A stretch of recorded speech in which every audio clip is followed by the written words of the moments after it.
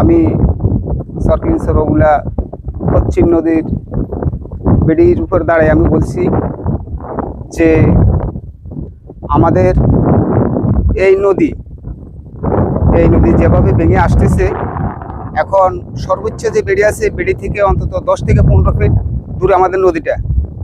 এই নদী যদি আমাদের বেড়িটা ভেঙে যায়, তাহলে আমাদের হাজার হাজার কানি ফসল ক্ষয়ক্ষতি হয়ে যাবে এবং হাজার হাজার পরিবার ক্ষতিগ্রস্ত নদী পড়ে যাবে।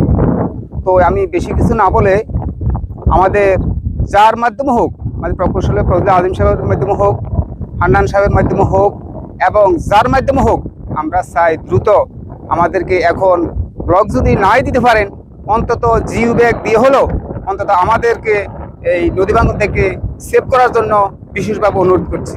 আর যদি এই নদী ভাঙন থেকে আমরা রোধ পাই, তাহলে যার মাধ্যমে হোক, যেই করে, অন্তত তাকে হাজার হাজার মানুষ নামাজ পড়ে দোয়া করবে আর বেঁচে যাবে আমাদের শত শত পরিবার।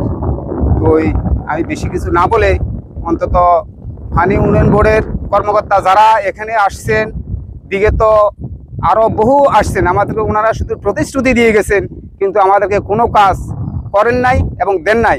এখন আমরা আশা করি ইনশাল্লাহ আমরা যেভাবে এখন উদ্যোগ নিয়েছে, তারা অফিসারগুলো যেভাবে উদ্যোগ নিয়েছে, আমরা আশা করি ইনশাল্লাহ 1 সপ্তাহ 10 দিনের ভিতরে একটা কাজ হবে আমাদেরকে বলছে।